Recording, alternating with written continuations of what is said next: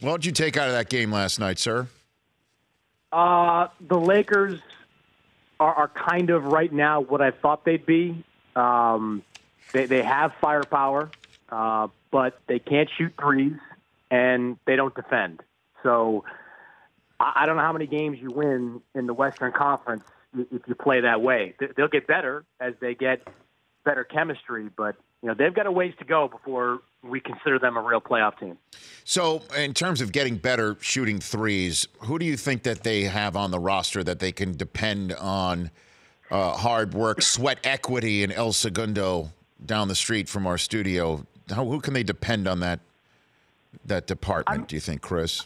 I think Kuzma is a dependable guy from the outside. I think Brandon Ingram is going to be a fairly dependable guy. His three-point shooting went up significantly between his first and second years, and he's going to get a lot of open looks. Even in the fourth quarter, he missed some wide-open looks that I think he's going to eventually make as things start to settle down. I think Jason Hart is going to be reliable for this team, but Rondo and Lonzo and some of these other guys, teams are going to make them prove it that they can beat him from the outside before they unpack the paint for LeBron to kind of go wild. Well, the thing I saw last night, too, is the reason why they got Rondo, right? When they got Rondo, everyone's like, well, what about Lonzo?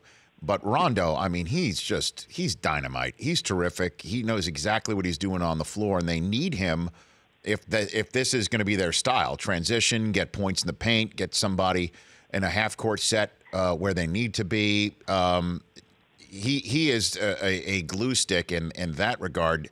How do you think that he plays out over the next few weeks, months, Chris? Well, look, his intelligence and the fact that he clearly has the complete confidence of LeBron is going to keep him on the floor. Couple of problems with that, though. One, you have to wonder now, what is your investment like if you're the Lakers and Lonzo Ball? You got him last year. He started 50 of the 53 games he played in. He played 35 minutes a night. Are you prepared to kind of come off that and make Lonzo more of a backup, make this more of a tutoring year for him? Or is Lonzo eventually going to take Rondo's spot once he gets into better shape coming off of that knee injury? The other part of Rondo, and look, this is why New Orleans walked away from him. He's unreal in the playoffs. He's tremendous in nationally televised games. It's just that when you get to kind of the dog days, he's a bit of a grab bag. You don't know what you're going to get out of him on any given night. Remember, he only got a one-year deal with the Lakers, and this is after what he did with New Orleans, taking them out of that first round, being a real leader with that team, being great with the young players.